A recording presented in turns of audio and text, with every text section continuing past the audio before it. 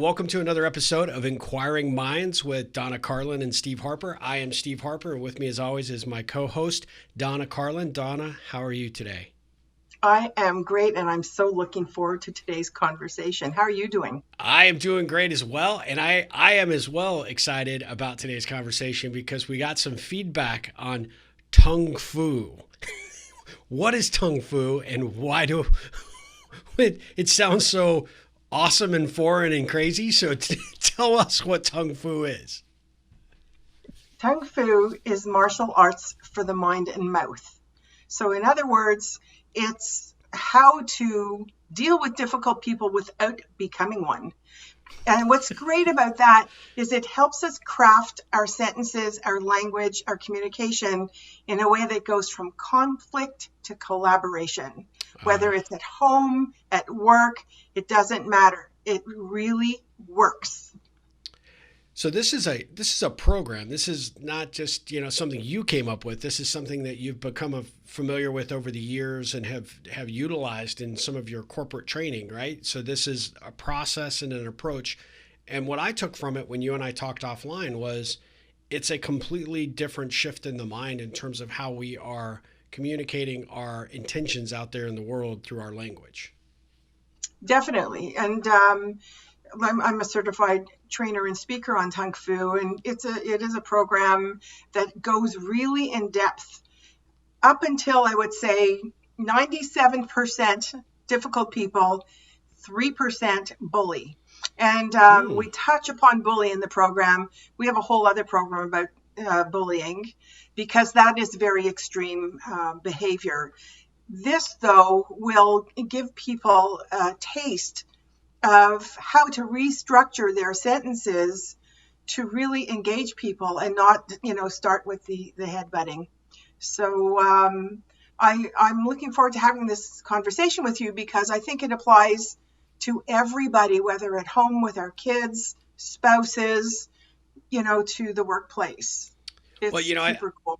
I think you sort of taught me this when we were first talking about this show, and you first sort of bridged the topic of, hey, we should do this and, record these conversations because other people will be certainly interested in the conversations that we're having offline, right? Because we have such inquiring minds, perfect title for the show. And I think my response was, oh, I would love that, but I probably wouldn't bring much to the conversation. I'm concerned I won't be as good as you. I might take away from you. That would be an example of somebody who needs to change their languaging, right? I would say that's when I threatened to throw a hockey puck at you. So yeah, there you go. Except that you happen to be in a different city, so that's not going to work.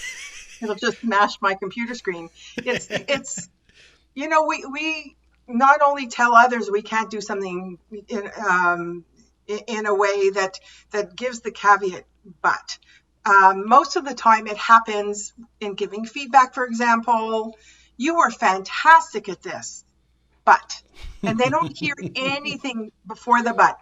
They're waiting for the other shoe to drop, right?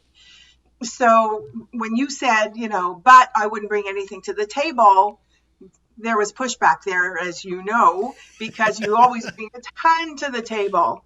We have such different viewpoints on things that we, coming together makes a huge difference. So look at the word but and how powerful it is to cut somebody at the knees or to slam a door in their face. You give somebody feedback saying, you are fantastic at this. Yep. It just lifts them up. And then you say the word but, and it's a door slamming right in their face. Exactly. Yep.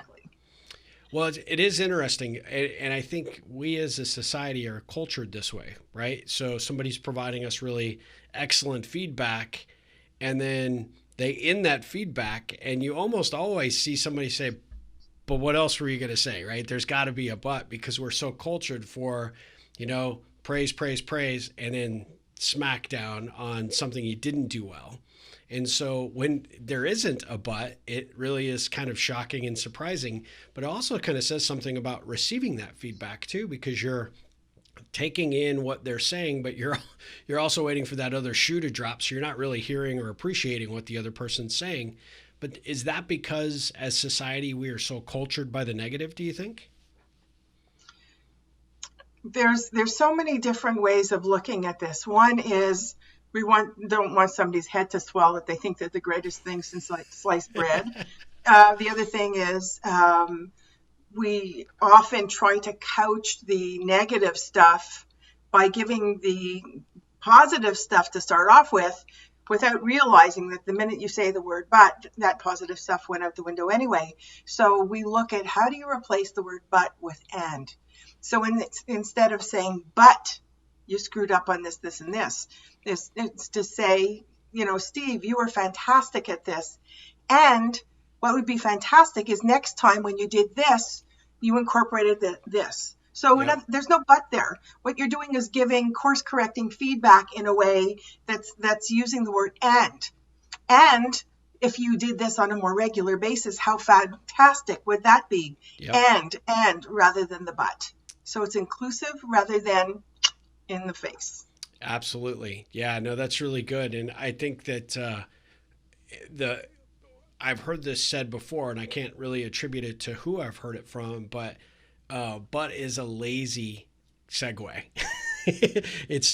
It's easy for us to be critics in the corner, right? And always, tell somebody, here's the things you did well, but here are the things that you didn't do well, and kind of leave that out there. But it takes a real innovative thinker to come up with a way to point out a negative without taking somebody down in the process. We look at things from an appreciative inquiry stance. And what I'm doing with some of my clients who are so adverse to having these feedback conversations, I hate doing that. I know I have to give them some constructive feedback, and I see the wall, close in front of me. And so I actually give them a draft feedback languaging document for them to wrap their heads around. So, they could say, this was fantastic. You really excelled at this, this, and this. What I would love to see more of is this. And what might be standing in your way is this. So if you turn this into this, it would be fantastic. And how can I help you? Yep. It's so positive. It's constant course correcting. It's not this 2x4 to the side of the head. So we look at language, and how often do you get engaged and really energized when you speak to somebody who has this positive framing to whatever conversation you're having? Don't you want to have more of it? You do. And you're more inclined to take the feedback that they're giving you and actually put it to action, right? So as opposed to how you feel, you could say, Steve, you did a good job on the show, but you overtalked me, and you're constantly doing that. What does that do to that person, to me, to think about it continually? Now I'm going to be conscientious of it. I'm going to be concerned about doing it again. And that whole experience is anchored in a negative, as opposed to, hey, I love your enthusiasm, and I see that occasionally we have a tendency to step on one another, so we should both take a breath before we actually say what we're going to say next. Oh yeah, I can totally get that. Now you're leaving that situation in a more positive outcome, and you're not having that person do anything but strategize about what's better, what's next. So I think that that's definitely a powerful thing. And I think actually the reason that this caught people's attention was that Tung Fu is a unique play on words, right? Because of the Kung Fu, Tung Fu kind of approach. But how important it is for us to be mindful of the language that we speak, not only to others, but also to ourselves. Definitely. And it takes a lot of practice. Some of my clients actually have these sticky notes on the side of their, framing their computer screen, so that they remind themselves not to use but, not to use you should have done this. Should deals in the past, right? Next time deals in the future. So when somebody does a show, for example, just like the what you just shared. So rather than say you spoke over me all the time, you shouldn't have done that. You should have let me, speak up more. There's the conflict starting. Yeah. Instead, next time I would appreciate if you gave me a little bit of more space in speaking. So it's next time is feed forward, as Marshall Goldsmith would say. You're giving them feedback to move forward with. So it's feed forward, not feedback. And it's done in a way that's very positive, as opposed to, you shouldn't have done this. And it's a lot of, berating and angry language. That's another word to replace. So, words to lose, should, word to use next time, in future, that kind of thing. What you're doing is building something together that you could agree to. Yep, absolutely. I think one of the powerful takeaways for our audience is be mindful of the conversations that you've had over the last week and think back as to how they went, especially the ones that maybe didn't go so well, and ask yourself what your languaging had to do with that, how you positioned, how you provided feedback, how you communicated, how you responded or reacted. Because it isn't always just in the feedback loop. It's oftentimes how we respond and react to people that are saying something, or something they've just gone through that we either didn't agree with, or we find a minor annoyance with it. It's how we respond to that situation that I think is important. And actually start to deconstruct those conversations and think where you kind of had those sort of landmines language wise, that you probably took it a direction that it could have gone somewhere else, and think through how you could have that conversation and do it differently.